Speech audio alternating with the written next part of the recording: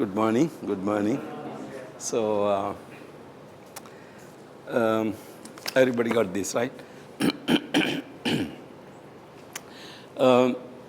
Up to today, we have been discussing many things,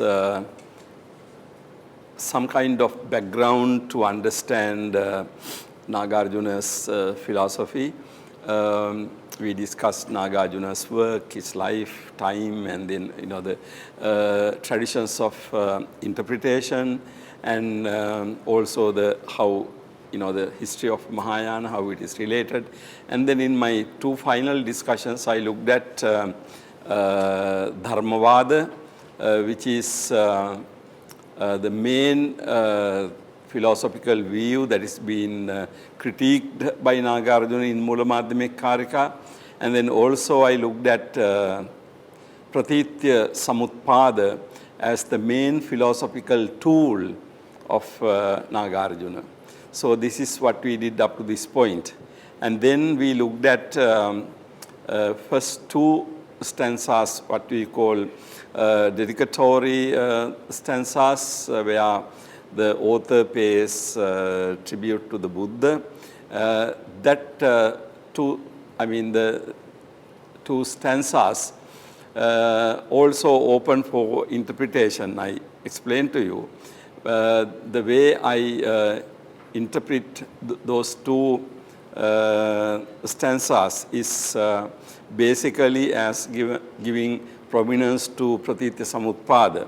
So when we read the text, we will see how this Pratyaya-parīkṣā plays a very important role in this philosophy as a philosophical tool.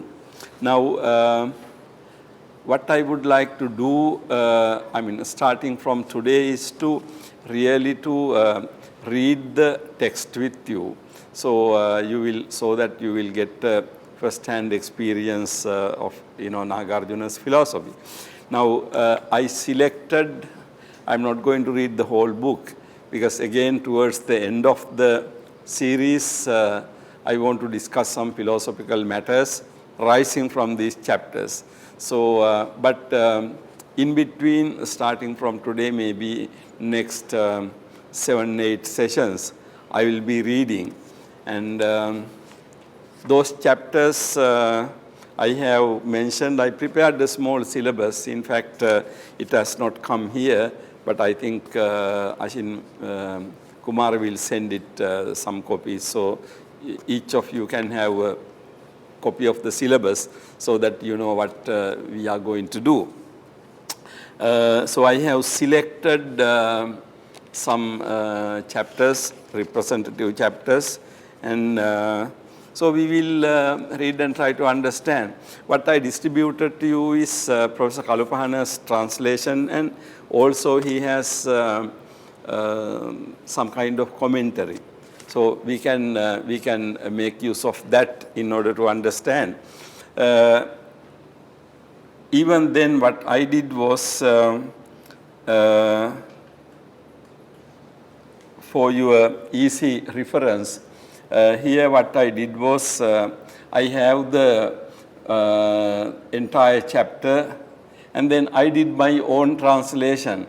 So, but it is not as methodical as Professor Kalupahana's translation, but my translation will be much closer to for your understanding, in the sense it is in a way simpler English, and I try to just to capture the meaning.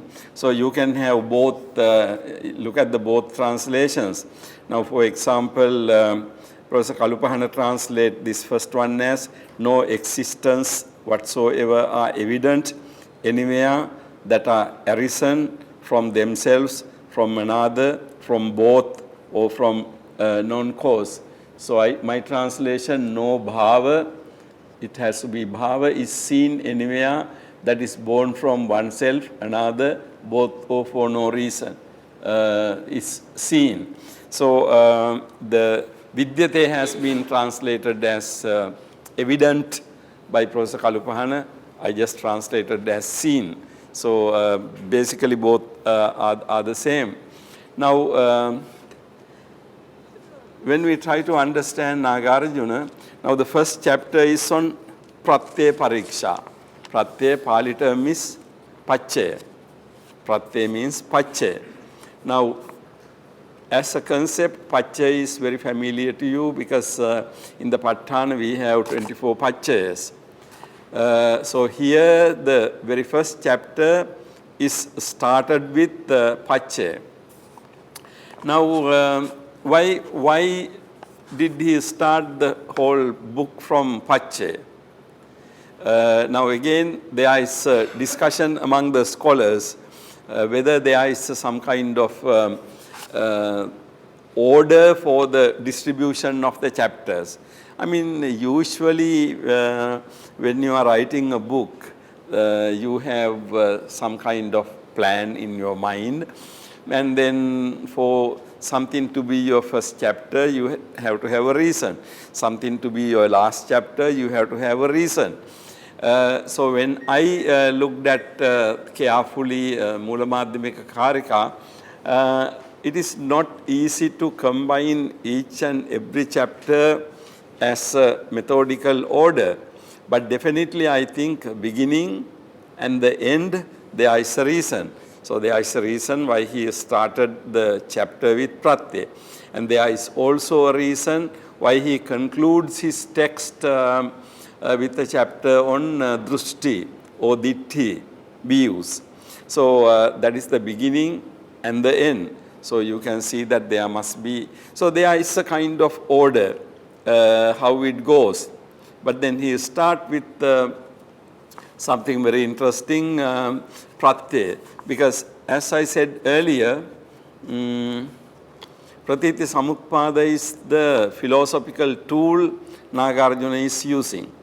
Now it is very interesting, he start with Pratīti-samutpada itself, because the one central conception of Pratīti-samutpada is Pratyaya, Paccaya. Now in 24 Paccayas in Patthāna you get that. Now basically when we say in Pali, avijja, paccaya, sankhara. Sankhara, paccaya, vijñānam. So paccaya or pratyaya is a central conception. Now here when you read it, you can see how Nāgārjuna is treating with this concept of paccaya. And also you should see what Nāgārjuna is doing, whether he is rejecting the idea of paccaya. When you superficially read it, it appears that yes, he seems to be critiquing and rejecting the concept of paccaya. But is that actually what is happening is something we need to keep in our mind. So reading Nāgārjuna is interesting. I don't know about the status of your Sanskrit knowledge, but if you know Pali, basically you can also, to understand to some extent Sanskrit, it should not be that difficult. But basically, simply I thought having Sanskrit text, because if you just translate into English, English is not my own language, and we are translating it to something else, and the meaning can be quite far from us in some cases. So the best thing is try to understand from the original language he wrote. In my earlier discussions, I told you there are several English translations on Mūlamadhyamakakārikā. So the question is, somebody can ask, how can there be so many translations? In fact, there can be so many translations because on the so many understandings of what Nagarjuna's philosophy is. So according to Tibetan tradition, according to Chinese tradition, according to also how Japanese scholars understood. So, there are so many ways of understanding it. And so therefore, as a result, there are so many translations also. So the best and safest method will be to go to the original text and see. Now, if you look at Nagarjuna's Sanskrit, is not that difficult actually.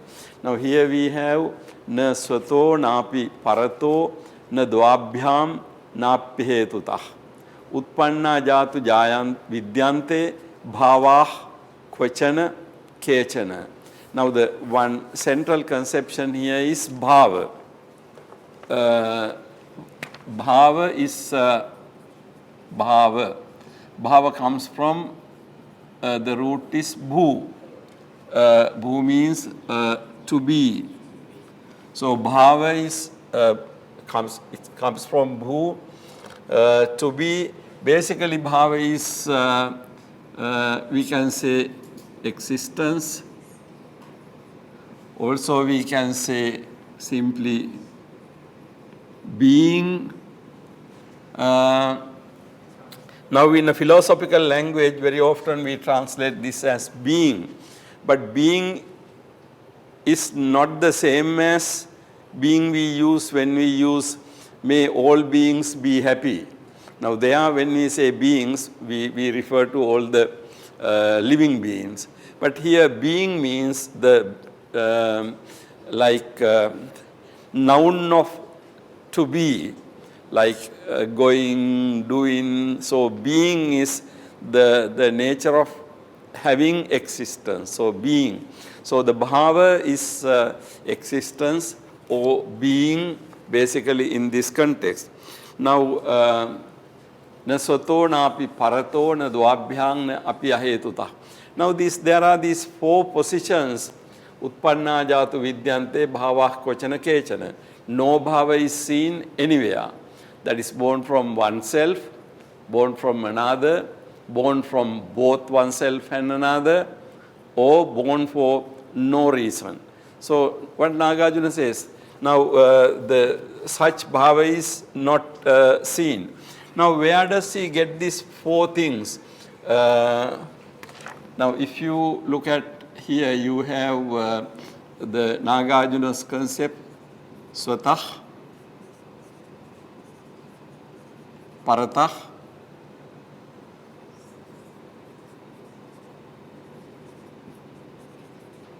ubhetah, dvabhyam, ubhetah,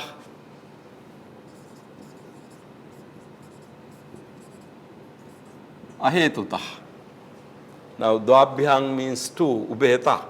So swatah, swa, para, ubhaya, then we have ahetu. Now these are four positions.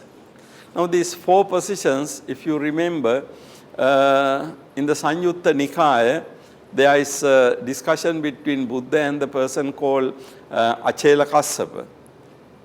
Yeah? Buddha and Achela Kassapa. In this encounter between Buddha and Achela Kassapa, Achela Kassapa asked from the Buddha following set of questions. On suffering, he asks from the Buddha, sayang katang dukkhang. Buddha says, it is not so. Then parakatang dukkhang. Sayang, para, the other. Sayang katancha, parakatancha. Both sayang and para. And then the fourth position he says, asayankarang, aparankarang, adicca samuppannang. Not done by oneself, not done by another, but accidentally arisen. So these four positions. Now you can see that Nagarjuna's these four positions, you can see in the Sayam Katam.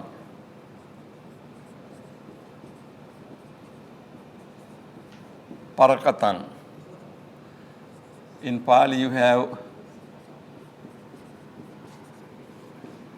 Sayam Katancha,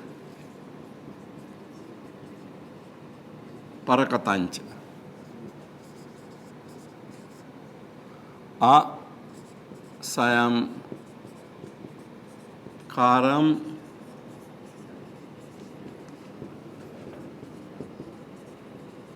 Aparam Karang Adicca Samuppanna.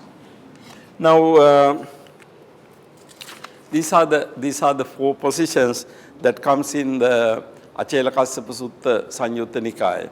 Now you can see that actually this Nāgārjuna's four things, four positions Nāgārjuna takes about bhava is actually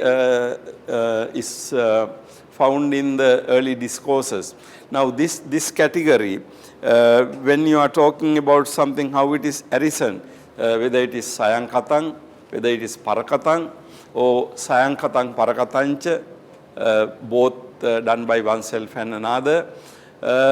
Fourth position is asayankarang aparankarang, neither done by oneself nor done by another, but adhicca samuppannang. Adhicca samuppanna is really the opposite of paticca samuppanna, right? Adhicca samuppanna is opposite of paticca samuppanna. So paticca samuppanna is causally conditioned, adhicca samuppanna is accidentally arisen, no causal connection. Now, when you are talking about the causal connection, you can always talk about some kind of orderliness, how it happened, right? But when you say adhicca samuppannan, that means there is no any cause. So anything can happen really, that is what it means. So here Nāgārjuna uses this same scheme. So swatah, paratah, ubhayatah, ahetutah. Na bhava is anyway seen that is born from oneself, another, both or for no reason. Now, important to understand is utpanna ajatu vidyante. Vidyante means to be seen. Now, you have to understand that there is a very important difference between saying that something does not exist and something is not seen. Now, when we say such bhava does not exist, then we are making some kind of claim which goes beyond our sensory experience. I mean, when we say it doesn't exist. But if you say that it is not to be seen, you are making a very limited statement, right? Because your statement is always limited by your perception. So there is a big difference between saying it doesn't exist and it is not to be seen. Now here the language is not it doesn't exist. Nagarjuna says it doesn't exist. Nagarjuna almost always uses this term vidyante, vidyate or vidyante. That means to be seen. So there are no bhavas to be seen that are born from oneself, born from another, born from both, sayankatam parakatancha, and also for no reason. Now, why he says these things are not seen?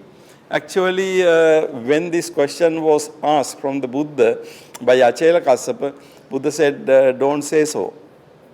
Don't say so. See, because whenever you have this question asked from you by somebody, sayankatan dukkhan has some kind of metaphysical implications. Like, the person, questioner, he has some idea in his mind. The understanding is that when you say sayankatan, there is a doer in the substantial sense for things to do. So in other words, you are accepting there is some kind of a real doer in the substantial sense. Remember in the Katavattu, Sachikatta Paramattena. Actually, we are discussing the same thing, but in a different manner, not the Pudgala concept, but basically when you say Sayankatang, that type of person. And then when you say Parakatang, you completely deny that type of authorship and attribute the authorship to something totally external. Now, both these are problematic things. On the one hand, to believe that there is a substantially existing person to do things is wrong, but on the other hand, to reject the idea of authorship is also wrong. So you can't say Sayankatang, you can't say Parakatang. And then Sayankatang, Parakatang is basically rejected because combination of two wrong views cannot make the right view, right? Because Sayankatang is wrong, Parakatang is wrong. When you put the two things together, how can it be right? So the third position is wrong simply because you are putting two wrong things together.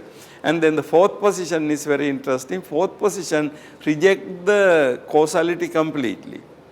No causal connection. Now, if there is no causal connection, anything can go. Now, you know, that universe is a very scary universe, right? If anything goes, if anything can happen, you know, there is no order. You know, such existence will be very problematic. But usually, you know, we have to expect things to happen according to certain causal sequence, right? So when you have the fourth position, Adicca Samuppanna, that's going to be very pretty dangerous situation, really. So the first, the stanza, Nāgārjuna rejects the idea, no Svabhava is seen anywhere that is born from oneself, another, both though for no reason. Now this is basically, I would like to tell you, this is basically how Nāgārjuna sets the tone for his discussion. And although he doesn't directly refer to the discourses, actually he seems to be getting this idea from the Saññutta Nikāya. Now, whether Nāgārjuna read the Saññutta Nikāya or Saññuttagama in the Sarvastivada or any other tradition, we don't know. But basically, the early discourses of the Buddha belong to everybody. So, Nāgārjuna's position you can see in many instances, Nāgārjuna derives a lot of inspiration from reading early discourses. Now, this very idea is, you know, Nāgārjuna is getting from early discourses, I would say.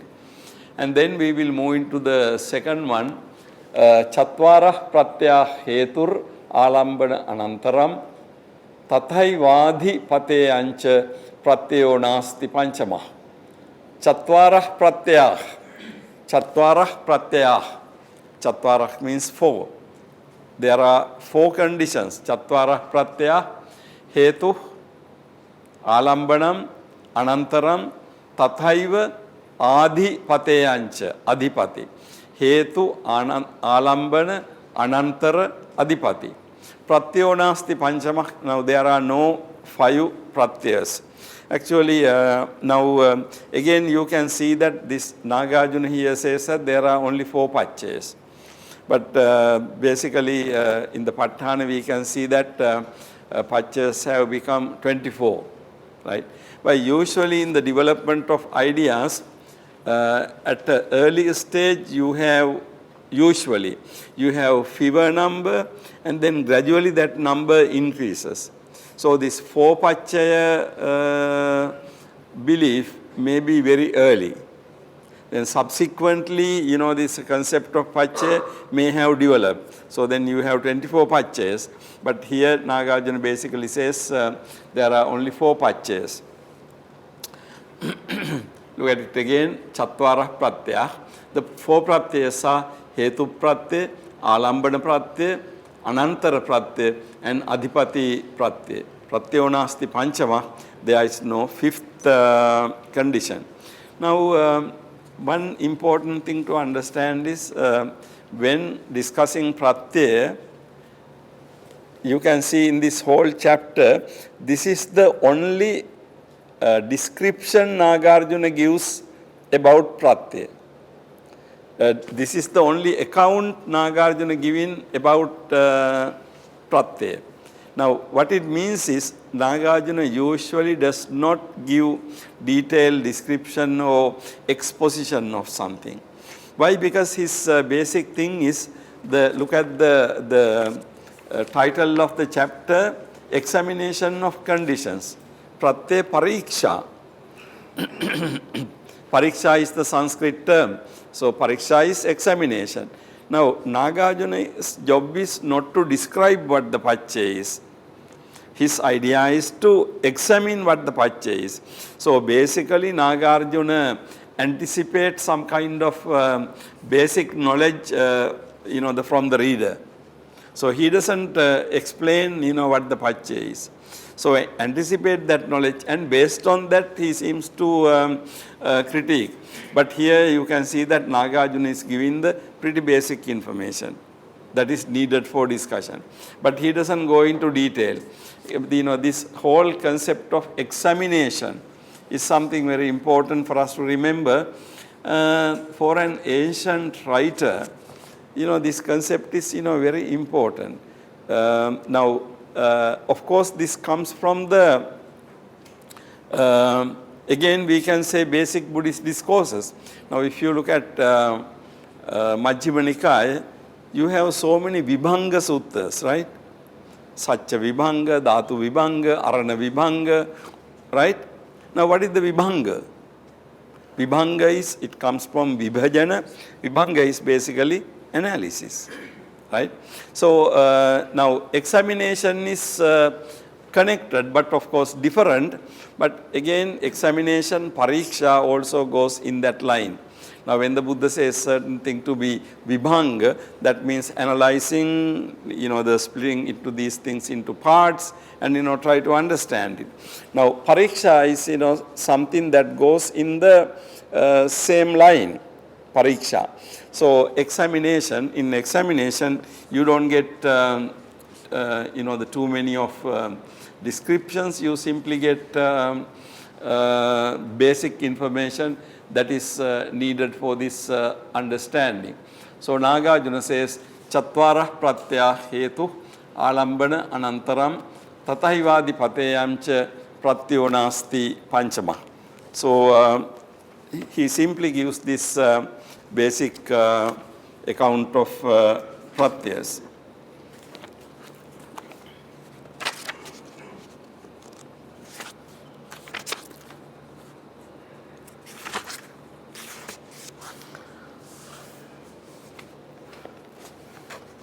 If you look at the distributed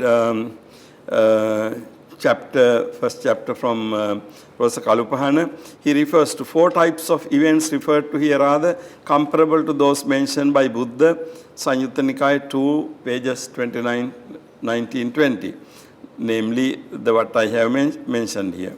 Instead of the term Utpanna arisen, which occurs only in the last phrase, here we find the occurrence of the term Kata or Kruta done primarily because in the Upanishads, which served as the background to the Buddhist teaching, the substantialist self was looked upon more as a personal agent than as a substantial principle, Swabhava or Prakriti.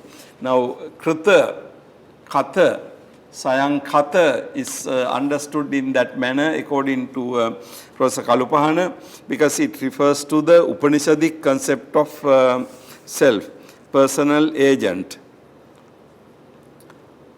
With the sophistication in the philosophical thinking in the later Indian schools, the personal agent was gradually replaced by an impersonal substance, Swabhava. That we have to understand because during the time of the Buddha was addressing basically people with ordinary view of Atma. However, after nearly 300 to 400 years later, the audience was philosophically more sophisticated. As I said earlier, Nāgārjuna was basically addressing his own Buddhist brothers and sisters who accepted Dharmavada. Now, even among you, there is a question always why Nāgārjuna used the concept of Shunyata, why he did not use Anatmavada. I mean, the reason is the same.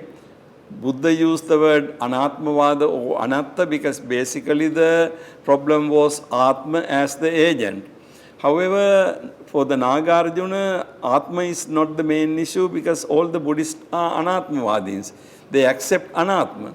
But having accepted Anatma, while accepting Anatma, they still believe that dharmas have Swabhava. So you can see that from personal doer to impersonal substance. So the whole concept of Atman to Swabhava. So in the case of the Buddha, Buddha was addressing the problem of Atman. So that is why you say Sayang Katan, Kata, done by oneself. So because the whole thing is, the concept is Atman concept as the doer. But then subsequently what we have is Swabhava. Now Swabhava is not a personal concept, it is an impersonal, more like a principle, right? So actually what we have here is Bhava. Now Bhava is, if you say being, Swabhava means one's own being. Or if you say Bhava is nature, Swabhava is one's own nature. Now in English, if you say ness, one's ownness. I mean, roughly we can translate into English like that. What you need to do is, please read the handout, take it to your room and read it, because that gives explanation, but I'm not going to, discuss this in detail with you all the time. But, just to look at the beginning. Personal agent was gradually replaced by an impersonal substance Swabhava. The Sarvastivadins who came to accept a conception of substance while at the same time rejecting a personal agent, Pudgala. Now, they rejected the personal agent, but they accepted Swabhava. Failed to notice the similarity, if not the identity of their implications. So, Sarvastivadins, like any Buddhist, they rejected Pudgala, or that means Atma. However, when they accepted Swabhava, Professor Kalupahana says that they failed to see that ultimately both refer to the same thing. One thing is personal, another thing is impersonal. But ultimately both come to the same. In this verse, Nāgārjuna presents his negative thesis, which in the dedicatory verse he expressed with the 8 negations. It is the thesis that he undertakes to prove in the first 25 chapters. He has not provided any arguments yet, except saying that these 4 kinds of events are not evident. Okay. So then Professor Kalupahana goes to Chandrakirti and the commentary. So you can read those descriptions. We will move on. So the first 2 stanzas you have, and then look at number 3. Nahi swabhavo bhavanam pratyayadishu vidyate. Avidyamane swabhave parabhavo na vidyate. Nahi swabhavo bhavanam pratyayadishu vidyase. Swabhava of the bhavas is not seen in the conditions, etc.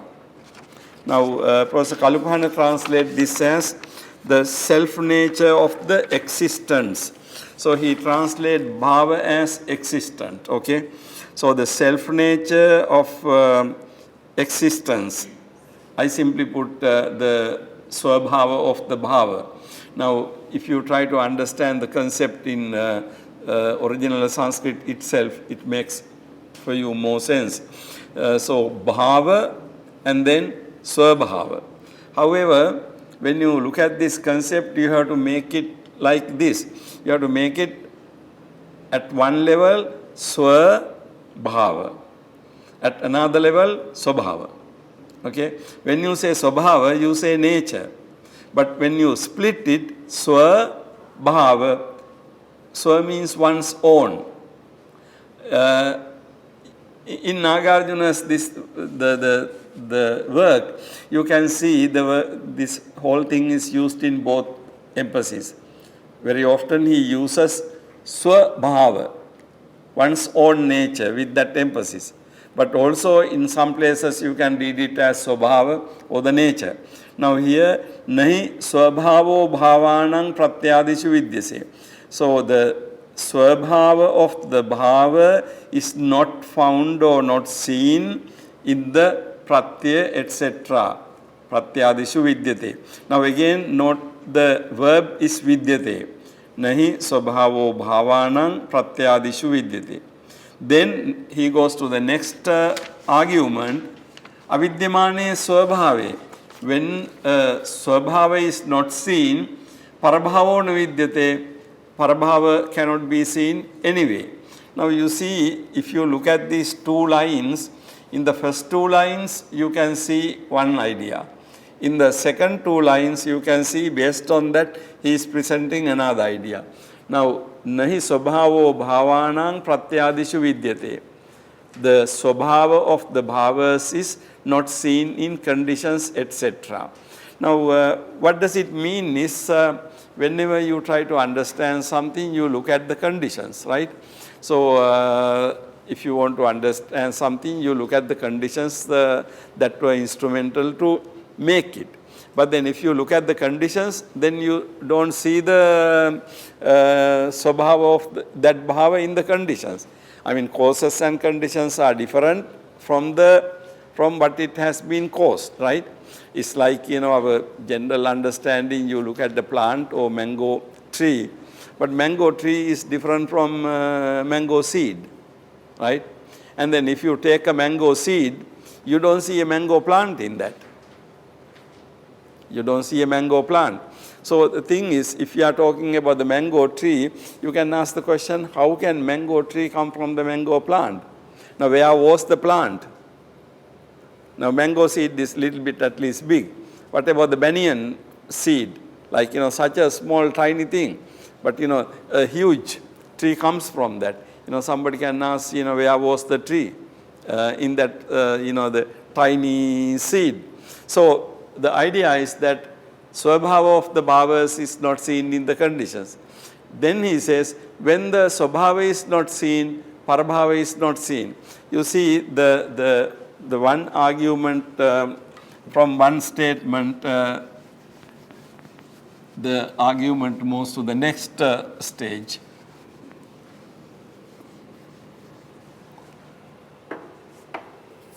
It goes like this. Swabhava of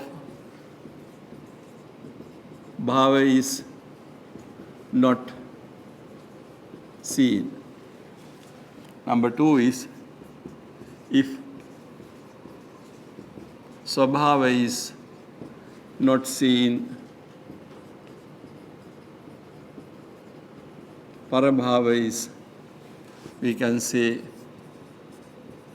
anyway not seen. Now, based on number one statement, Nāgārjuna goes to the number two statement. Number one says, swabhava of the bhava is not seen. In other words, Nāgārjuna says, swabhava is not seen. Now, if you don't see swabhava, then you reject it. On the basis of, what is the evidence? You can't see it. You don't see it.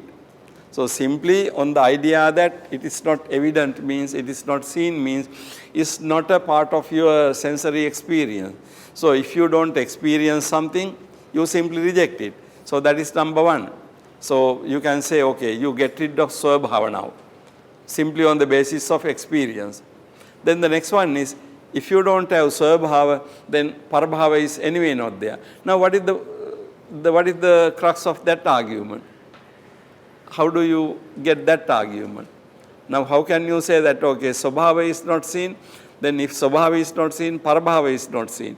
How can you determine that from the not seeing of swabhava, how can you go to the not seeing of parabhava? If you look at carefully, there is a little bit of a logical turn there. What is the logical turn? How can you say that if swabhava is not there, parabhava is not there?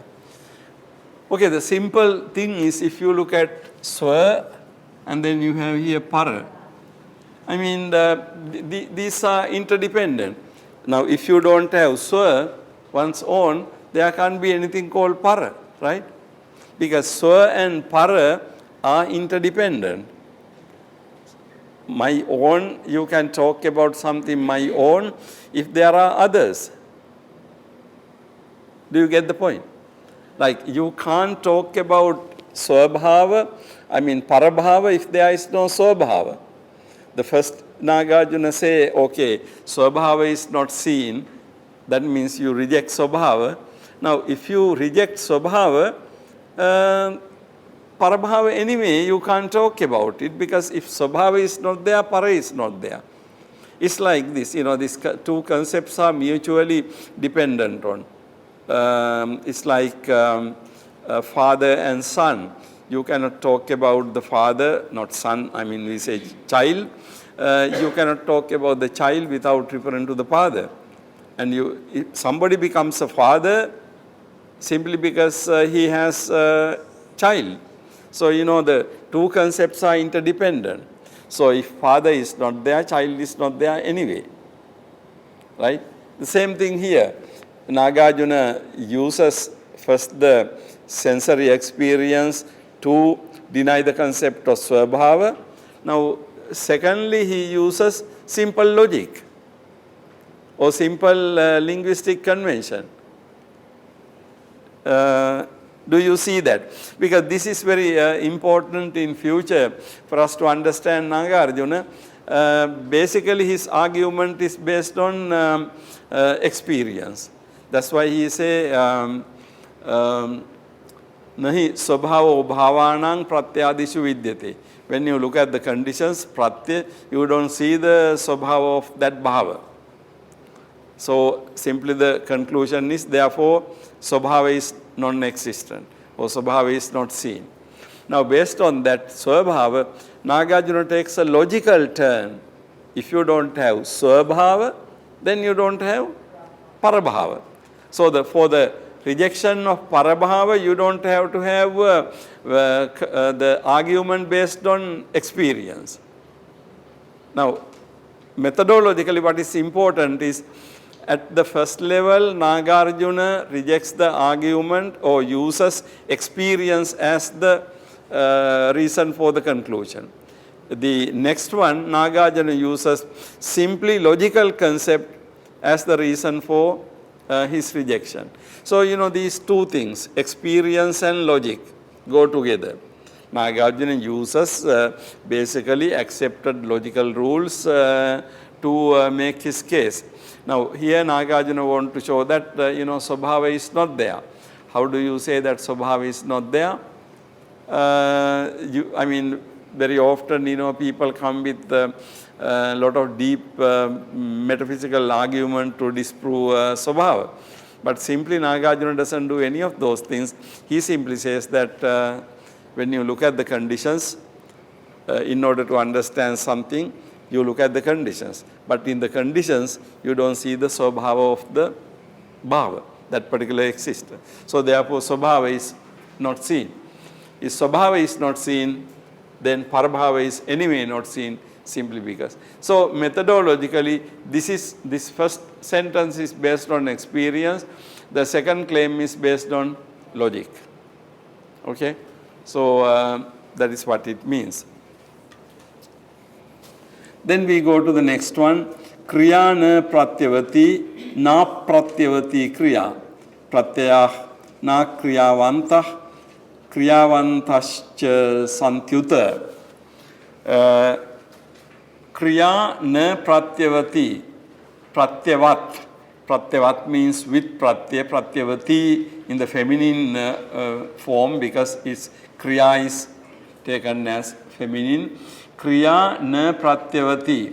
The action is not with conditions. Kriya na pratyavati. Kriya is not pratyavat. So, kriya na pratyavati. Na apratyavati kriya. Na pratyavati kriya, there is sandhi. When you make it visandhi or dismantle it, you get na apratyavati kriya. Kriya na pratyavati, kriya na apratyavati. Action is not with condition, nor is it without condition. Kriya na pratyavati na apratyavati kriya. Pratyaya na kriyavantah. The condition is, actually pratyaya is plural. The conditions are not with action. Pratyaya na kriyavantah. The conditions are not with action, nor is it without the action.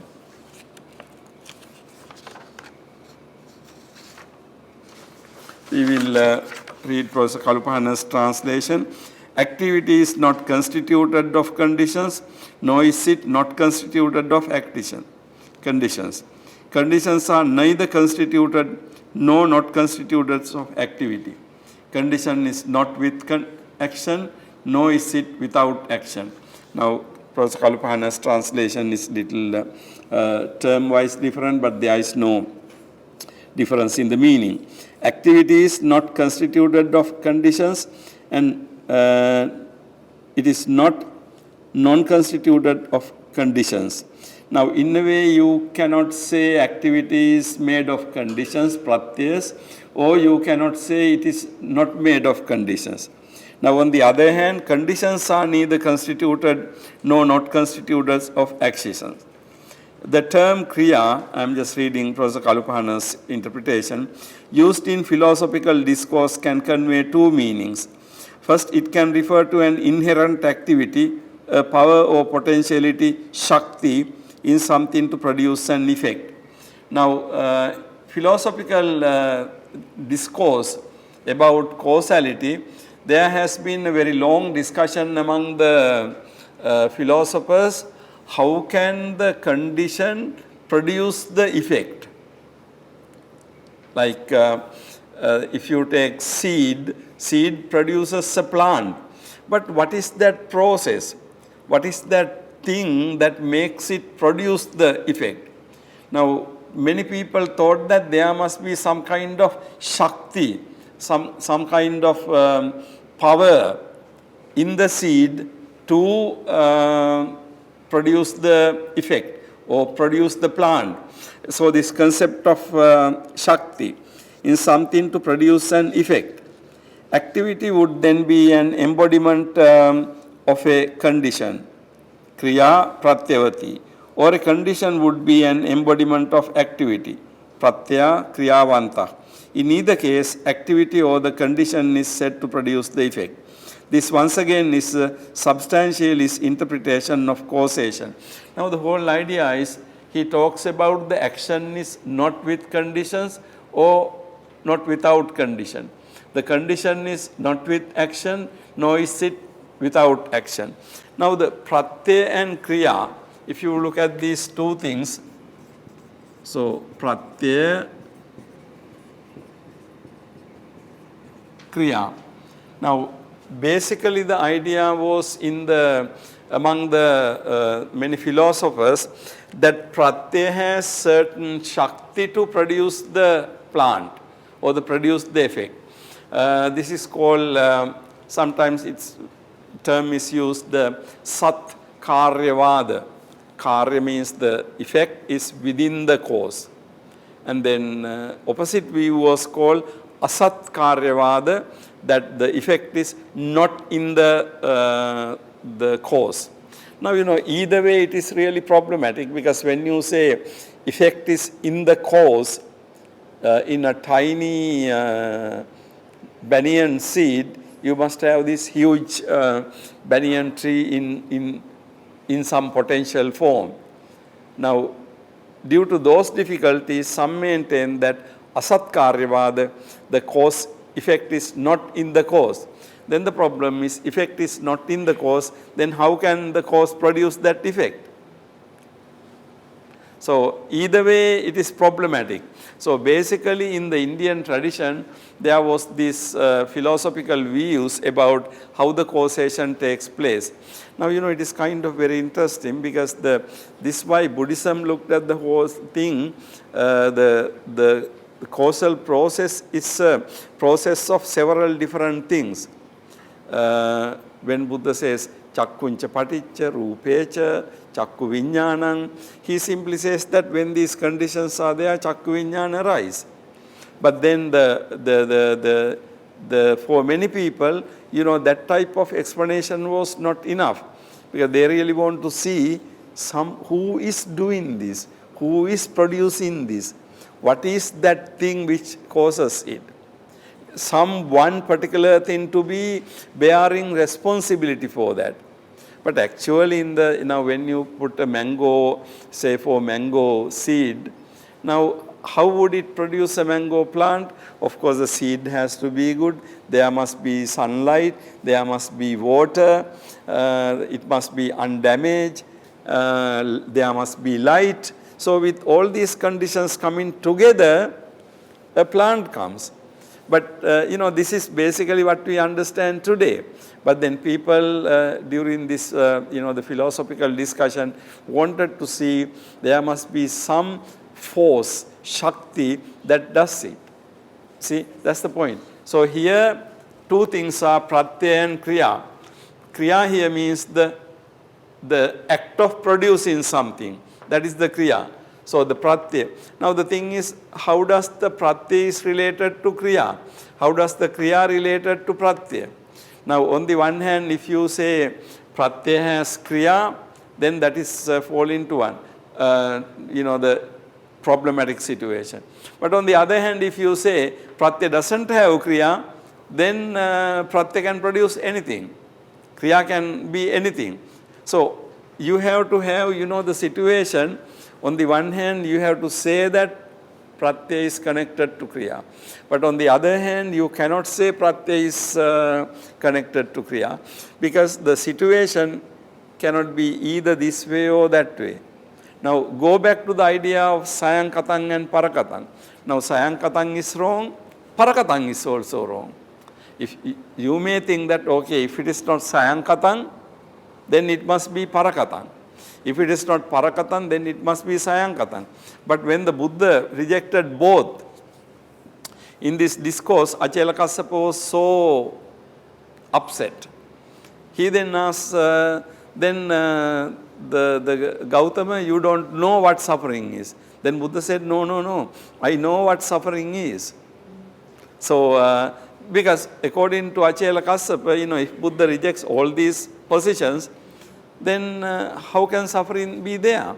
Because Achelakassapa could not think that there is another more natural way to explain how suffering arises than saying it is made by oneself or made by another or made by both. You see the difference?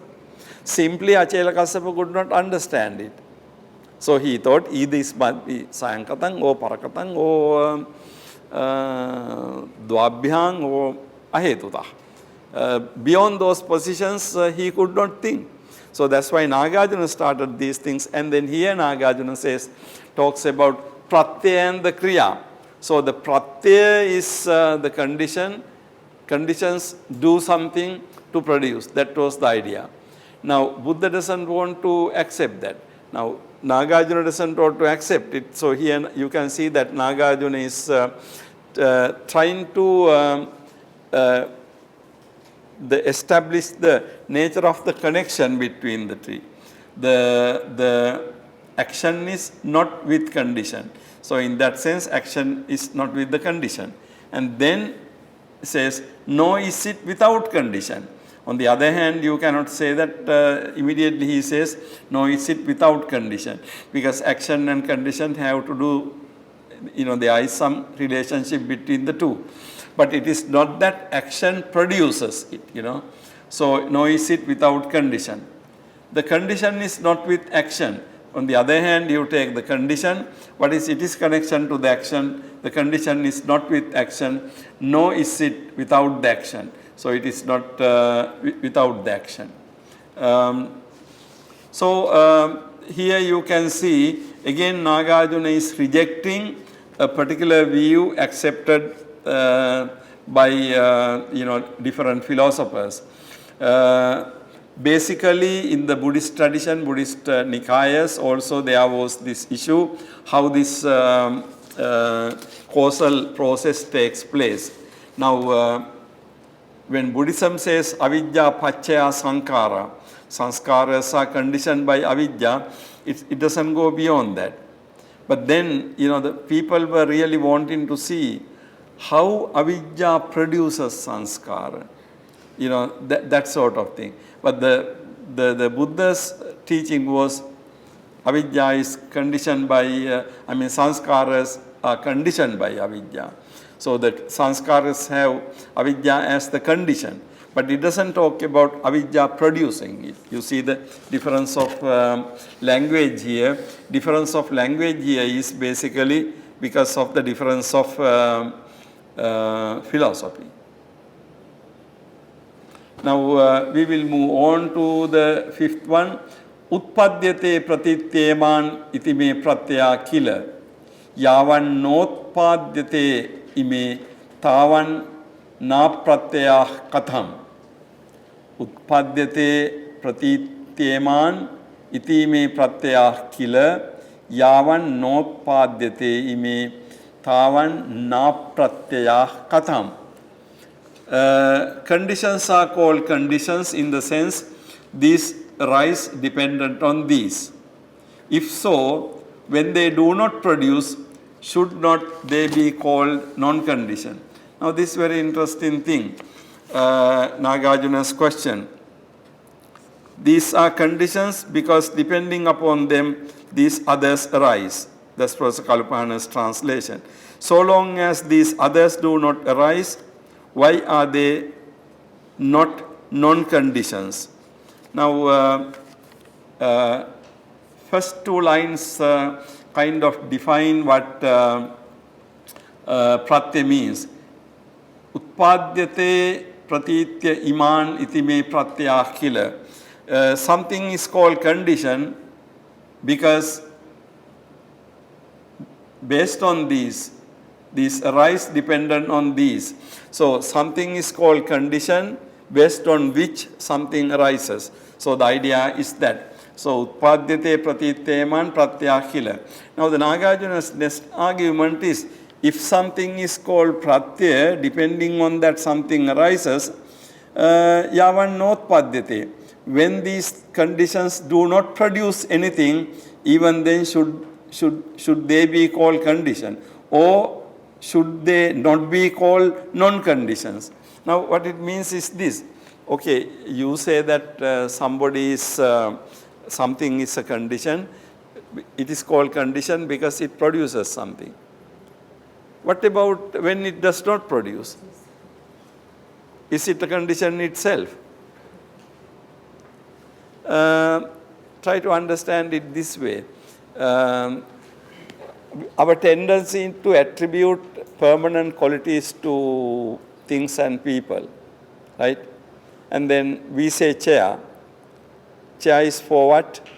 To sit. Okay, that's basically the idea. But can't we stack our books on that? Or can't we use it for some other purpose? Is there any problem of doing that? But we define chair as something to be sit on. But it doesn't have to be like that. But if you are using chair to stack your books, then is it a chair then? Or is it a bookcase or something? I mean, depending on. I can be a teacher when I am teaching. When I am not teaching, am I still a teacher? You are a student when you are studying. When you go out from this hall and you go into you may be an owner of a monastery or many different roles. Now when we try to define one thing with one particular specific thing, the issue is that how can we use that concept consistently? Now the simple question is, if you call something to be pratyaya for the idea that these things arise depending on this. Now when things do not arise, how are you going to use that? Now what is Nāgārjuna doing here actually? How do you understand it? Now here you can see that in a way Nāgārjuna is kind of dismantling this idea of pratyaya. because we always use this, I mean not only this concept, many concepts to show that concepts have permanent meanings. So you attribute certain to be condition, conditions are conditions forever. But Nāgārjuna says no. Conditions are called conditions in the sense that depending on these things, certain other things arise. But when conditions do not produce, should they be called non-conditions? Now, this again is a very interesting analysis between the language and the concepts. I mean, concepts and language and the permanent meanings we attribute to them. If everything is impermanent, of course, you cannot attribute permanent meanings. Now, this is something very interesting because if you define the concept as condition, as something that produces something, then when it is not producing, it can't be a condition. So, in other words, what it means is the Buddhist philosophy of language is different. Now, if you look at the Brahmanic philosophy of language, we have to do a lot of thinking on that and reading. But the basic Brahmanic philosophy of language was basically every concept has some kind of substance that makes it that concept. So, conditions are conditions forever. The concepts are unalterable. They are permanent. The linguistic concepts. But here Nāgārjuna is trying to show that they are fluid. Their behavior is, you cannot really fix into it. So look at that, look at this thing again. Professor Kalupahana says, the first line of this verse presents a definition of condition that would satisfy the pragmatic sense referred to earlier. Therefore, would be acceptable to early Buddhism as Nāgārjuna. However, Nāgārjuna want to make sure that there are no metaphysical interpretations of definition of condition. So, this is something relevant to the definition of condition. How are you going to define? Now, you define a concept in such a manner, but then we assume that that has to be like that. But the nature of the thing is, things are not permanently existing like that. Conditions are conditions when they do the job of the condition. Okay? I mean, you can't have one single identity. Like human beings, we have many identities. When I am here, my identity is one. When I go out from here, my identity is different. When I go to market, my identity is different. Right? I mean, depending on. And if you are giving a lecture and I am sitting there, then again my identity is different. So what is my identity? What is your identity? So about 9, 10 in the morning you have one identity, but 11:30 in the day, your identities change. So, you can't. So conditions are called conditions in the sense these arise dependent on these. If so, when they do not produce, should not they be called non-conditions? Okay, why don't we take a short 5 minutes break and then we get together.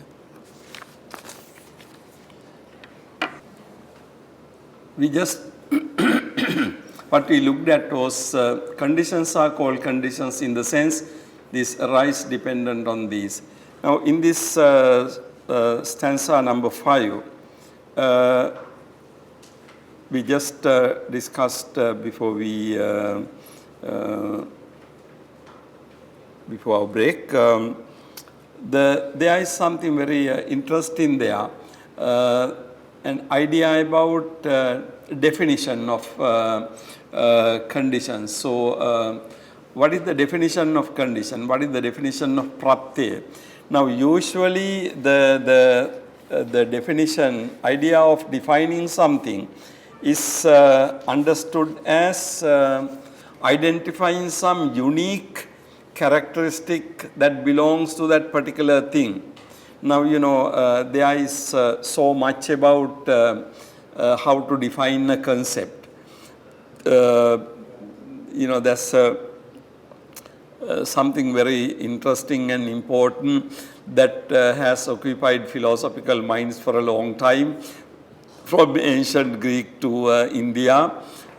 Basically, the idea was that, say for example, in Plato's forms or Aristotle's philosophy, in the concept of essence, the idea was that in order to define something, you have to know the essence of that particular thing. Because otherwise, if you define something which is common to many things or several things, then that is not going to be a definition really. Because you have to define a particular thing in such a way that it doesn't get mixed up with anything else. So the idea was that in order to define, you have to have identify some unique thing. Okay? Now that the interesting thing with the unique thing is, when you identify something unique, that's supposed to be unique to that object itself and not to anything else, right? So this was the idea of definition. So every time you are trying to define something, you are trying to define something with that kind of unique characteristics. Now the trouble with that unique characteristics conception is, if you define it in such a way that it cannot be behaving indifferently. Like you go again to my example of chair.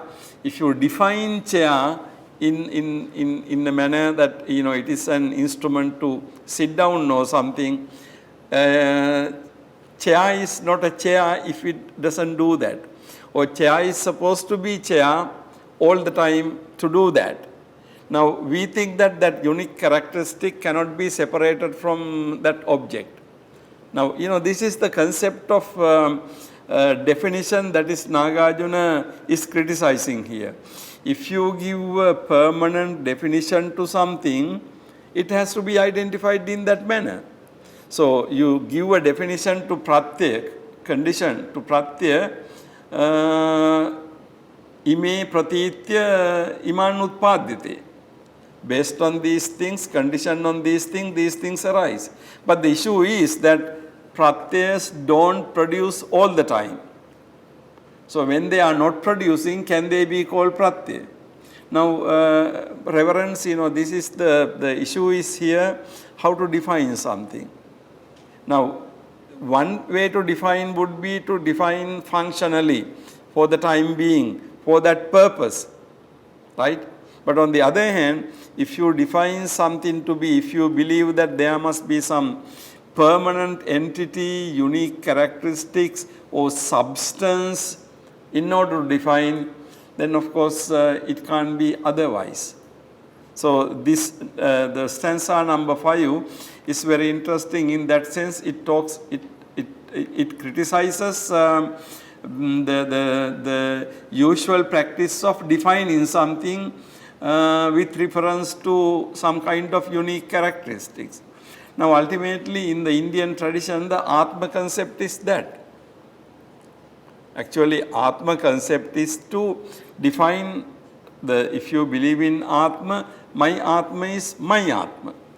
It's not anybody else's Atma. So I am different from you because my Atma is different from you.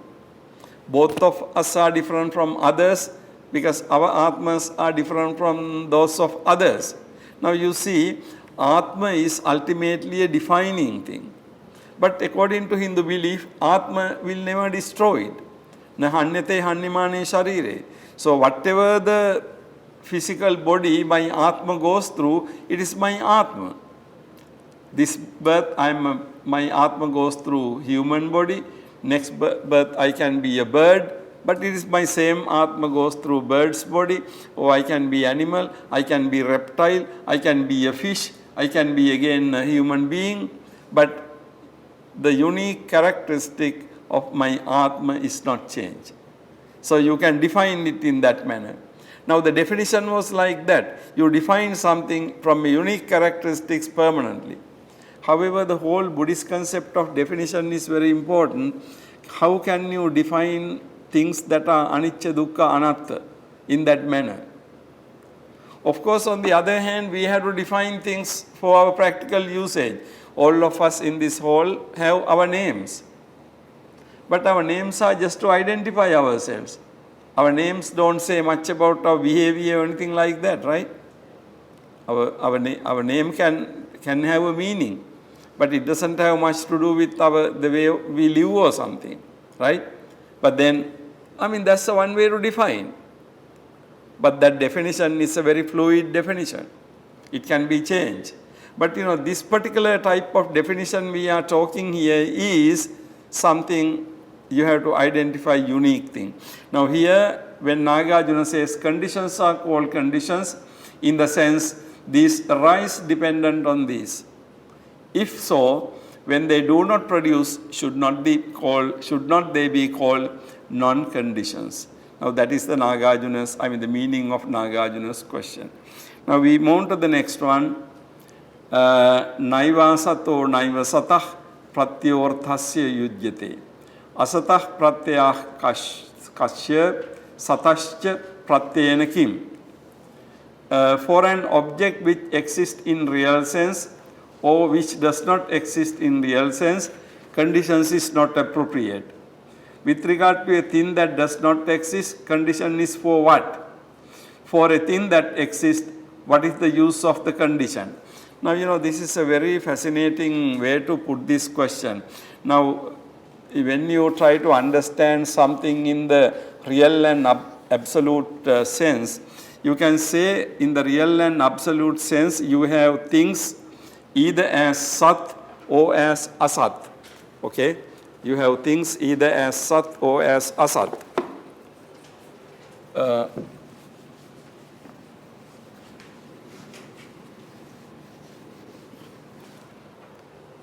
Things are either sat or asat. Now sat means you can say really existing. Asat means really not existing. Okay, now Nagarjuna's whole idea is if you define sat and asat in this manner, or everything belongs to either sat or asat. So the problem is for an object which exists in real sense, that means sat, or which does not exist in real sense, asat, condition is not appropriate. Then you can't talk about if the things either sat or asat, how can you talk about pratyaya? With regard to a thing that does not exist, condition is for what? If something is asat, if something doesn't exist really, then how can you talk about condition for that particular thing? Because that particular thing doesn't exist. If it does not exist, how can you talk about conditions of that, right? And then the other thing is, what is the use of the conditions for a thing that exists? If something is sat, what is the use of the condition? If something is asat, for what is the condition? Do you get the point? Here Nagarjuna is questioning this whole practice of dividing the reality into sat, asat. Now if you understand the reality as sat, sat means really existing. If something really exists, it doesn't need conditions. It exists on its own.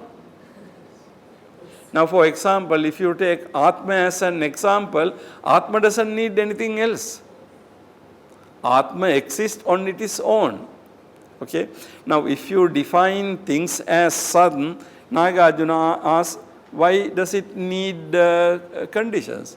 Whether you have conditions or you do not have conditions, sat exists. But on the other hand, if you deny sat, asat doesn't exist. So if something doesn't exist, then why do you have conditions anyway? For what is the condition? Now, what is Nagarjuna doing here? We have to understand it very carefully. Nagarjuna is really rejecting this dichotomy or binary opposition. We use this word called binary opposition. One is opposite to the other. Now, if one is true, the other is false. If the other is true, this one is false. So we call these things binary oppositions, the opposites that go against each other. Now in such a situation, what happens is when you analyze the reality into sharply contrasting two things, that logic is, the very vulnerable. Here Nāgārjuna, you can see that by a simple argument, he rejects this Sat and Asat, dichotomy. So if you take Sat as something really existing, if something exists really, it doesn't need anything else to support. And then Asat is, if something doesn't exist really, then of course it does not need any kind of existing too. So, naivasato naivasatah pratyortasya yujyate. Whether you call it satto, whether you call it asat, you don't need conditions.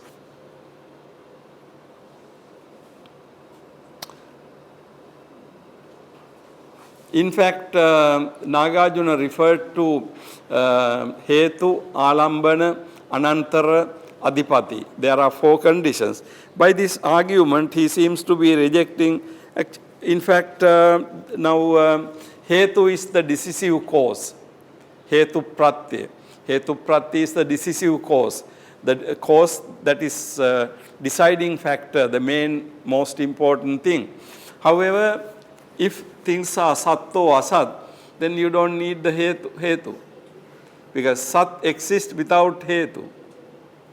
Asat, you don't have to talk because asat doesn't exist. So it is, this term refers to a class without members. Okay?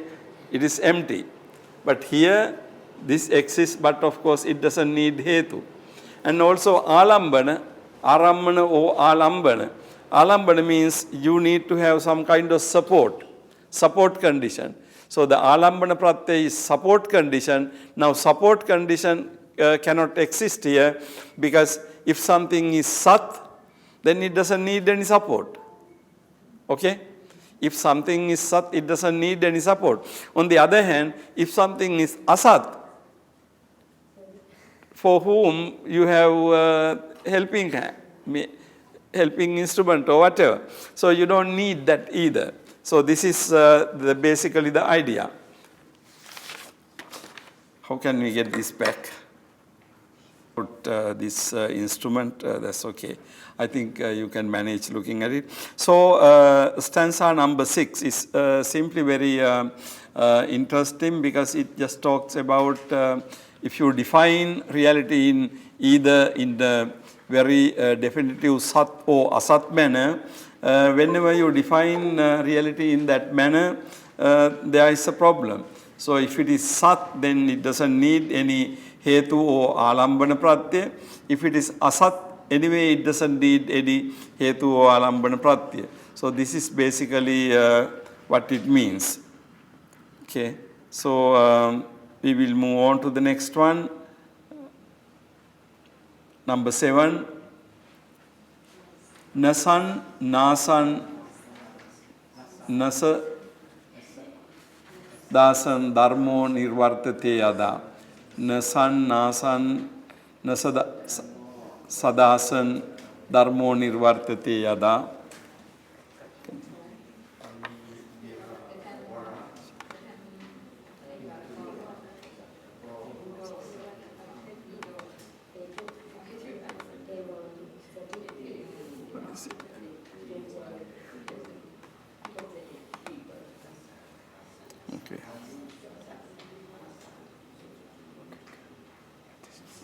That's okay, I can get, yeah.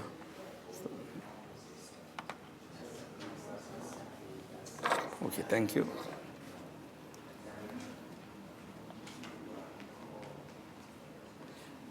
Nasan, nasan, nasa, dasan, dharmo, nirvartate yada. Katham nirvartako hetu evan sati yujyate.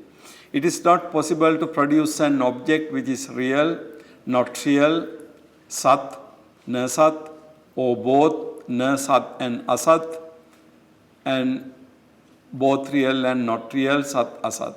In such a situation, how can there be a producer cause? So this is number 7.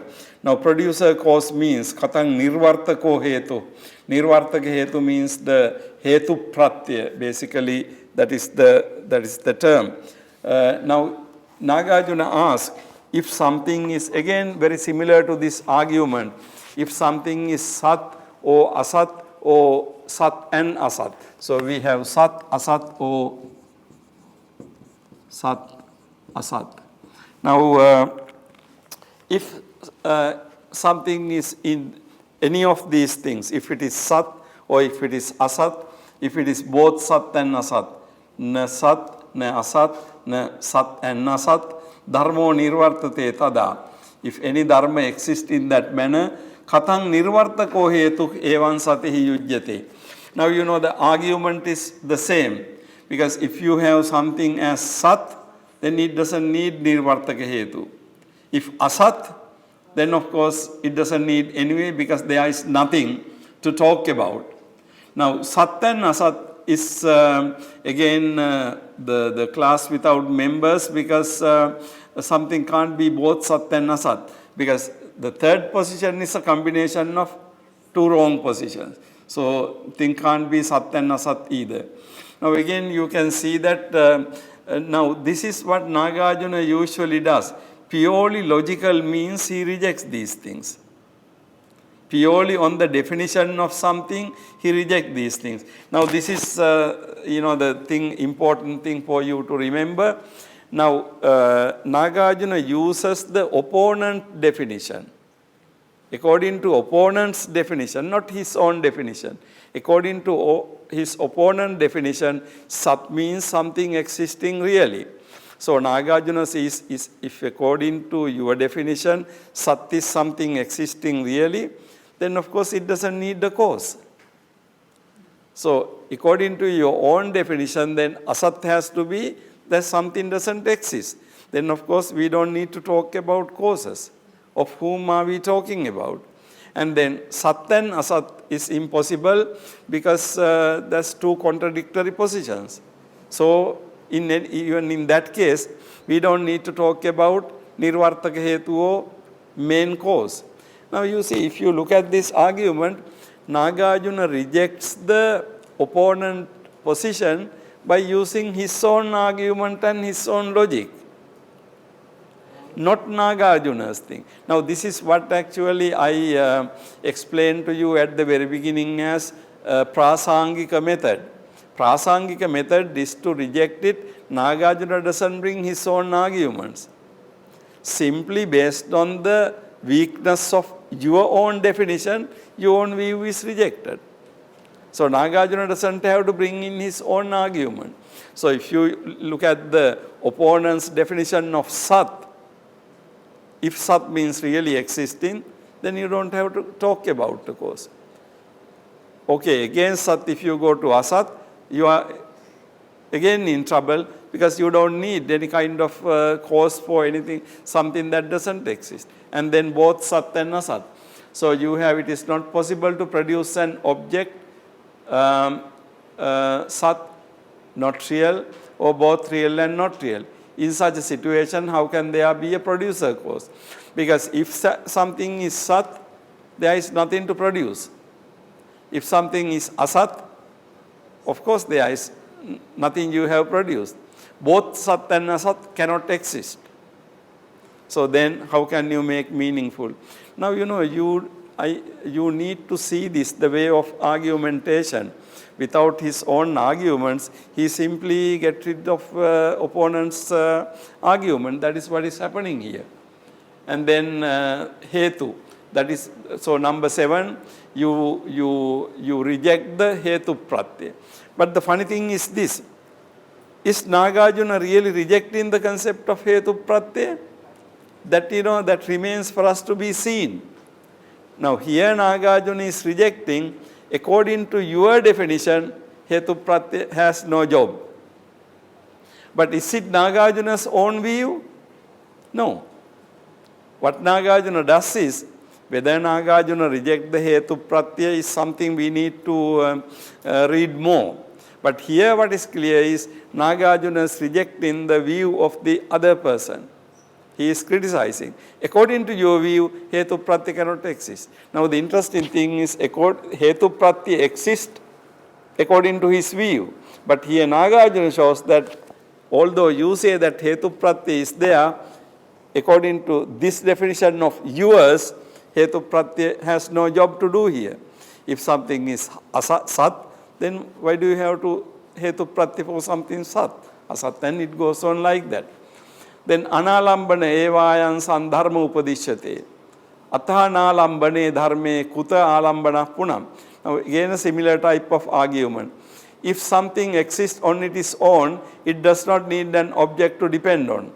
Arammana means, actually, there is a slight, the change of meaning here. Arammana means object in Pali. But alambana also has, alambana means hanging on to something. Alambana means hanging on to something. You depend on something. So alambana means in order to exist, you need to have some kind of support, like a walking stick. You are lambana, avalambana. In Japanese Buddhism, they have a religious ceremony called Orombong. Orombong comes from avalambana. Avalambana is, something related to this. They believe that when you are dead, you are sitting on your head, and the other way around. So Orombong means to reinstate you on your feet. But alambana means anyway hanging on to something. Now here the idea is that if something exists on its own, it does not need an object to depend on. If a thing can exist without an object, why should there be an object condition, alambana condition? So if things can exist on their own, you don't need, if something is sudden, it can sit on its own. It can stand on its own. So if it can stand on its own, then of course you don't need alambana pratyaya. So you see, Nāgārjuna started with 4 conditions. Now he is rejecting one by one. In the number 7, he is rejecting Hetu Pratyaya, and then the next one he is rejecting the alambana pratyaya, if something exists on its own.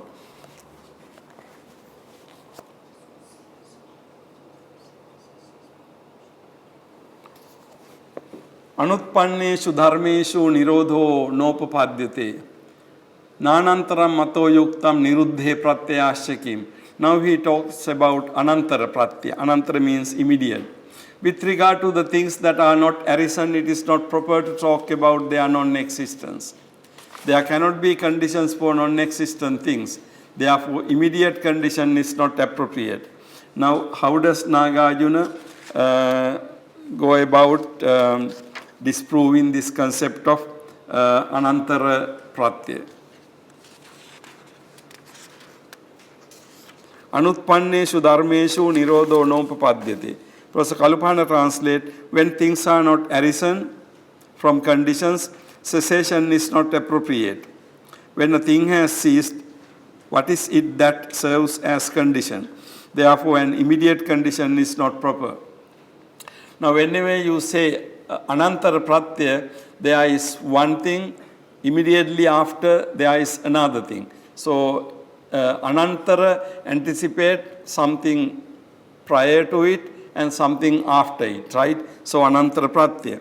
Now Nāgārjuna says, with regard to things that are not arisen, it is not proper to talk about their non-existence. If something is not arisen, anutpanneshu dharmeshu, if dharmas are not born, nirodho nopapadyate.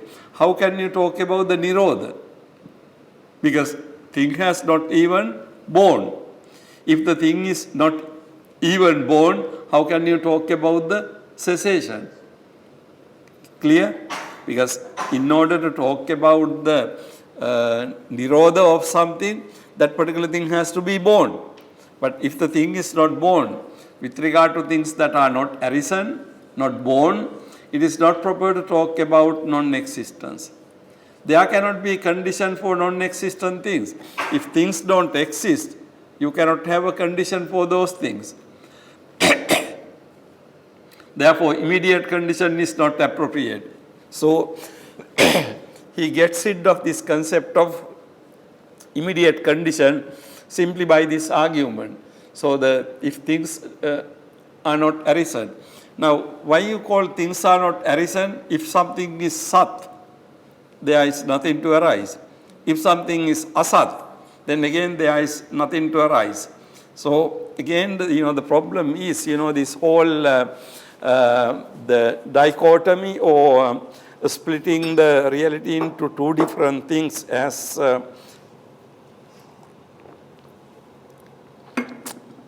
rigidly defined sat and asat. When you have that kind of rigidly defined sat and asat dichotomy, anantaram mato yuktam niruddhe pratyaya-parīkṣā. There cannot be conditions for non-existent things, therefore immediate condition is not appropriate. We will move to the next one. Bhavanam nisvabhavanam nasatta vidyate yatah satidam asmin bhavati tetam naivopapadyate. If the things that do not have svabhava, do not have existence, it is not proper to say this exists when this exists. Satidam asmin satidam bhavati. Tedam naiva upapadyate. Upapadyate means proper. Bhavanam nisvabhavanam nasatta vidyate yata. Now, if the bhavas are nisvabhava, then of course nasatta vidyate yata. You can't talk about their existence. If the things that do not have svabhava do not have existence. So the things are understood as nisvabhava. Nisvabhava things cannot have bhava. Bhavanam nisvabhavanam satta. Satta means being or existence. Na vidyate, not seen. Then how can you say that things exist? Imasmin satidang hoti. How can you say that? That is what Nāgārjuna's question.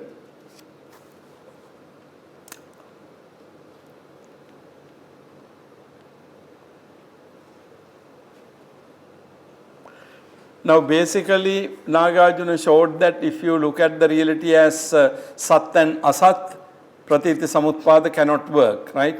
Then he, in this particular stanza, he says, with regard to the things that are not arisen, if the things do not have svabhava, bhavanang nisvabhavana. So bhavas are nisvabhava. Now in the proper understanding, bhava has to be without svabhava, nisvabhava, nisvabhava.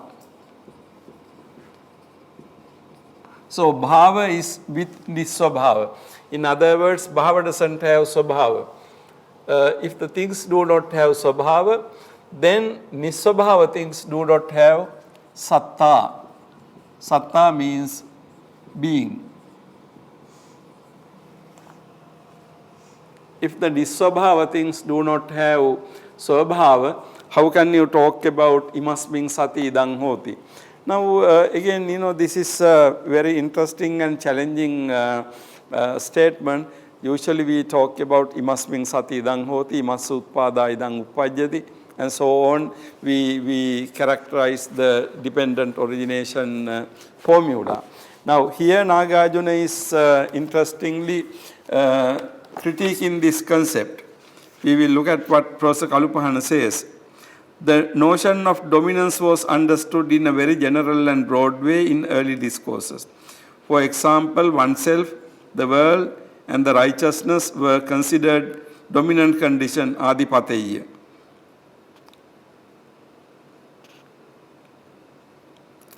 The Abhidhammikas defined the dominant condition as an active cause, and this differed from the other five causes because of the dominant effect of the cause. Dominance, of course, can be different sorts.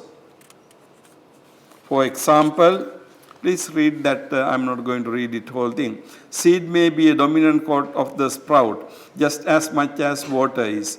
The Abhidhammikas reserved the notion of dominant condition or active cause to explain the latter kind of relationship, namely the between water and the sprout. Okay, it goes on like that.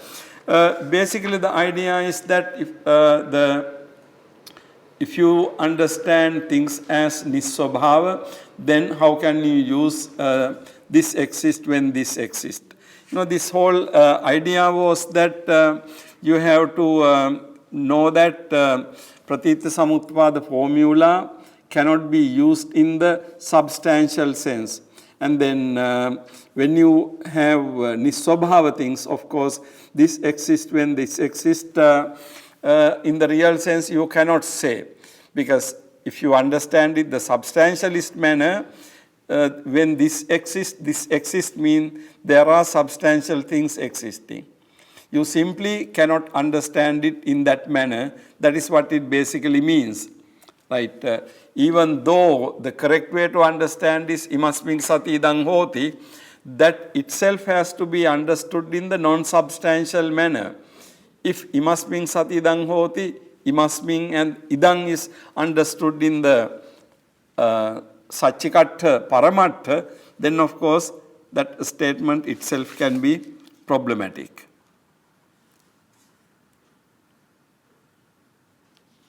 Then we will move into the 11. Nacha vyasta samasteshu pratyeshvastu tampalam. Pratyeshvasti tampalam. Pratyayebhyah katantacha bhavenna pratyeshu yat. It's very interesting. When conditions exist either together or separately, the relevant effect does not arise. If so, how something that is not in conditions can arise from conditions? Nacha vyasta samasteshu pratyeshvastu tampalam. When the conditions either exist together or separately, the relevant effect does not arise. So the conditions are when all together conditions exist. When conditions exist either together or separately, the relevant effect does not arise.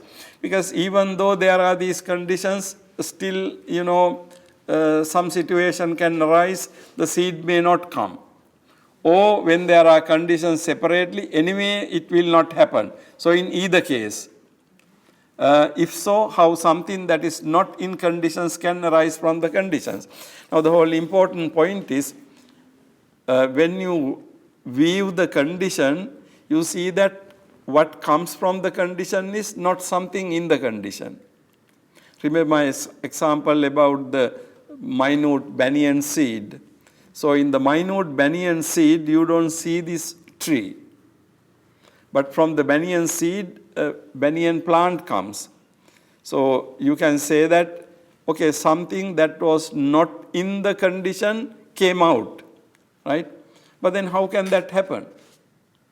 How can you understand this? How can you explain this? Now, in order to explain, Nāgārjuna proposes we must have a different perspective of reality. If you say that conditions are there, then conditions are conditions. They cannot happen anything else. So if conditions are together or if conditions are separate from each other, still a thing will not happen. Because you can't explain how something that is not in the conditions can happen. So whenever you see cause and effect, you can see effect is not in the cause. It is something different. So how can you explain this phenomenon is the issue. How something that is not in conditions can arise from the conditions.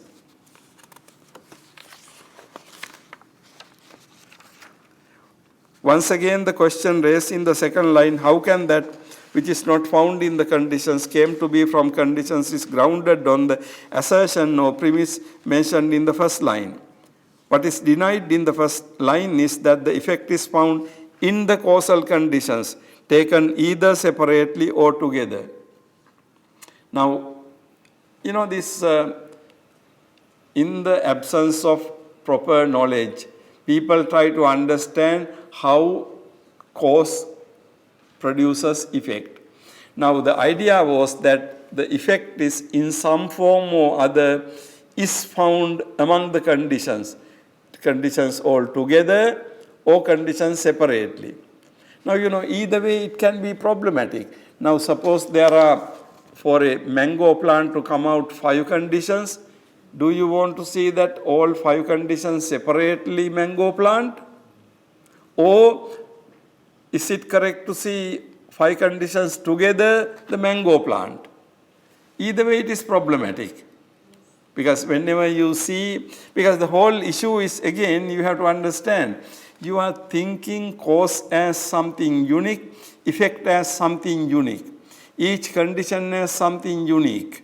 So, whenever you define things in that manner, you cannot have anything happening based on those things. Unless you change your view of perception. If you look at the causes and conditions in a more fluid manner, then of course from them something can happen. But if you define causes and conditions in Satchikatta-paramattha manner, then of course nothing can happen from them. So that's why when conditions exist either together or separately, the relevant effect does not arise. If so, how something that is not in conditions can arise from conditions? Okay, I did not notice that it was not there.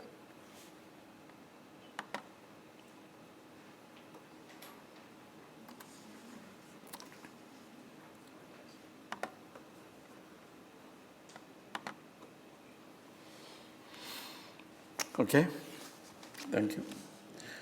So that is number 11. Then we will move to the number 12. Atha saddapi tattebhyah pratyebhyah pravartate apratyebhyopi tasmat nabhi pravartate phalam. That's again is a very interesting argument. If those conditions can produce something that does not really exist, why is it not possible that an effect is produced even by non-condition? Now, the interesting thing is when you look at the conditions in the previous stanza, he argued that if you look at the conditions, conditions together or separately do not have the effect in that. Right? So, if the conditions do not have together or separately effect in that, then of course, how can the condition produce the effect? Now, then the issue is that if it is so, how something that is not conditions can arise from conditions. So, something that is not in conditions arise from the condition. So, number 12 says, if those conditions can produce something that does not really exist, why is it not possible that an effect is produced even by non-condition? Then the problem is, the argument leads into, if you really go by this way of thinking, anything can produce anything. Because if you think that if you cannot prove how conditions produce something that they don't have, then of course from any condition anything can happen, right? Now again, we have to understand this correctly. It is not that Nāgārjuna is rejecting this whole idea of causality. But the thing is, when you try to define things in Atmavada manner, in the Satchikatta-paramattha, you can't explain how the effects come from cause. Because you can't explain, somebody can really give this argument. If you really think that the effect has to be in the Sat manner in the cause, it's clear that cause does not have the effect. But then effect has created cause has created the effect, but you cannot prove how it is there. So if that is the case, then of course somebody can argue, Nagarjuna argues, why is it not possible that effect is produced even by non-condition? Because, there is no distinction between condition and not condition if we understand it in this manner. Because the condition, in the condition you can't see effect conditions together or conditions separately. Actually, if you understand the dependently originated nature and the interconnectedness, you can understand it. But whenever you interpret something to be Atma, Swabhava, there is no interconnectedness. Okay? Each one exists independently. That is the nature of Atma. Each one exists independently. Now, each one exists independently. Cause is different from the effect. Effect is different from the cause. Right? Cause exists separately. Then, if we say that this particular cause generated this effect, we can say any cause can produce anything because causes are different from each other. So, what Nāgārjuna critique here is not really causes and conditions, but the way causes and conditions and effects have been understood. So, that that is what is going on here. So, that's why Nāgārjuna asked the question, if those conditions can produce something that does not really exist, why is it not possible that an effect is produced even by non-conditions? Then Nāgārjuna says, Palancha pratyamaya pratyāṣca svayamaya palang asvaya mebhyo yat tat pratyamayam khatah. The effect is made of conditions, but the conditions are not self-made. How is it possible to say that an effect which is made of non-self-made condition is made of conditions? Now again, Nāgārjuna looks at Palam, the effect is made of conditions, Professor Kalupahana's translation. But the conditions are themselves not self-made. How can that effect made of conditions arise from what is not self-made? So, Palancha Pratyamayan, the effect is made of conditions. I mean, okay, we accept that the effect is made of condition. But the conditions are themselves not self-made. Pratyah asvayamaya. What does it mean? Conditions are not self-made. Actually, one way to interpret that will be, so you have the effect. The effect is made of conditions. You have the effect and then say effect. We say effect and then effect is caused by cause. Now, cause is not self-made. That means cause has been caused by something else. Cause 1. Now, this is not self-made. It has been caused by something else. This is not self-made. It has been caused by something else. Now, what it means is ultimately it could go on and on and on and on. So, how can you explain this? Because this is called what is called infinite regression. It goes backwards to the infinity. So, how can you explain this? So, really, this whole process. So, the effect is made of conditions, but the conditions themselves are not self-made. How can that effect made of conditions from what is not self-made? So, basically the idea is that how can you interpret this whole thing without getting into the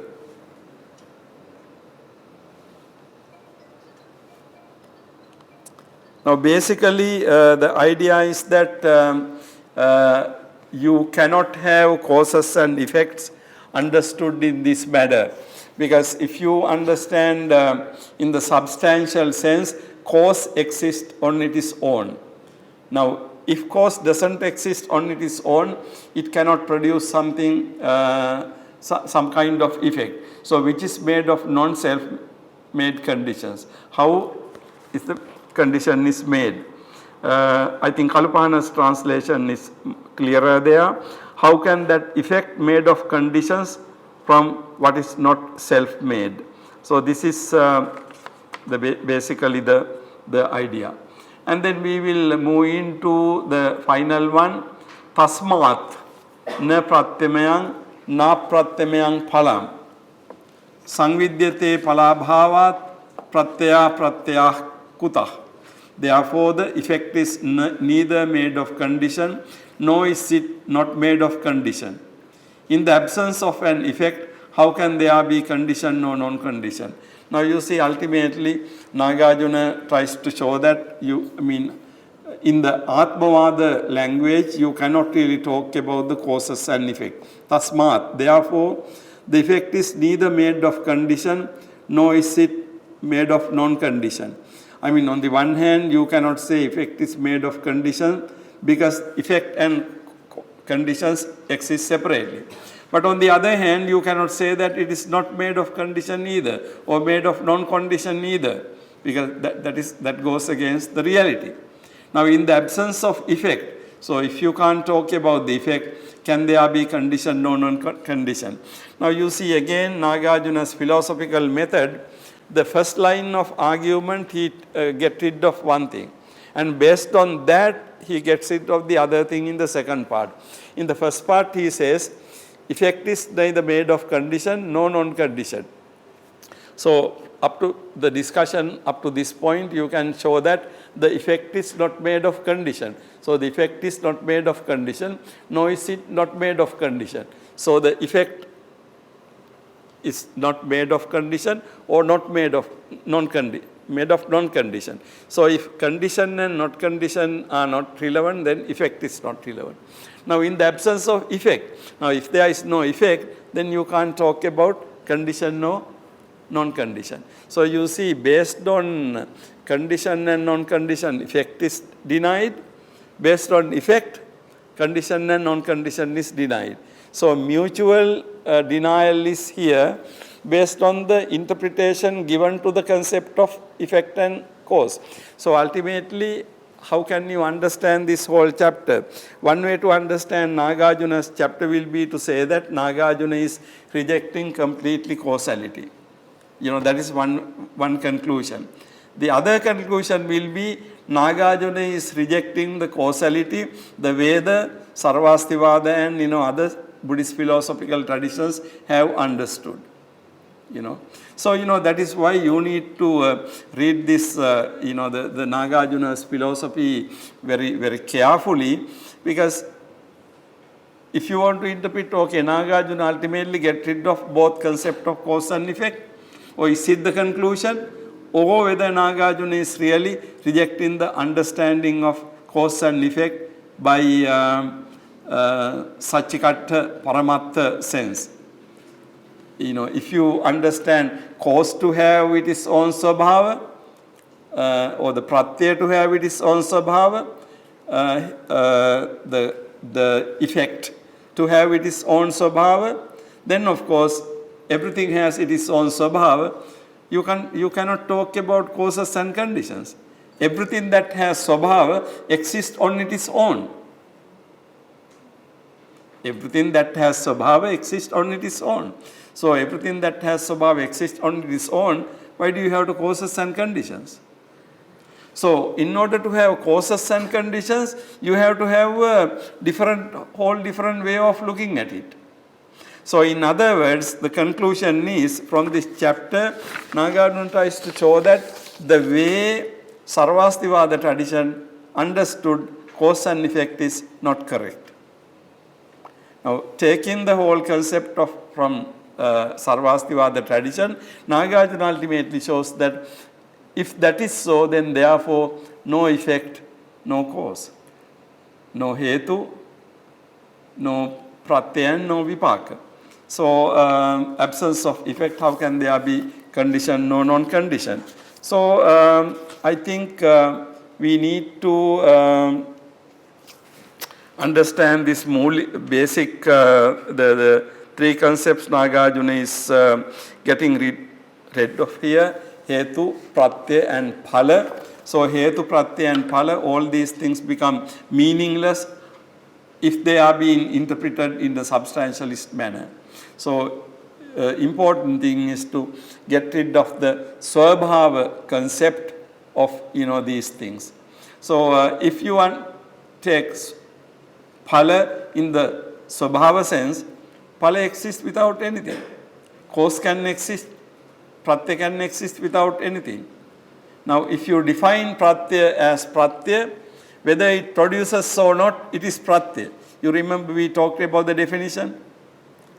So, when you define something to be permanently fixed, pratyaya exists without produce or not. Phala exists without being caused or not. So, ultimately we have a universe where independently hetu, phala and pratyaya operate. Now, that understanding Nāgārjuna want to show that wrong. Now, if you try to understand interdependent manner, then of course you have to define things differently. So, I will wind up this discussion from here. Basically, what you need to do is please go through it again carefully and then try to see what Nāgārjuna is doing. But before winding up, of course, I expect you to go through it and bring some questions when you come next time. But if you have any questions for the time being, we can have a short discussion.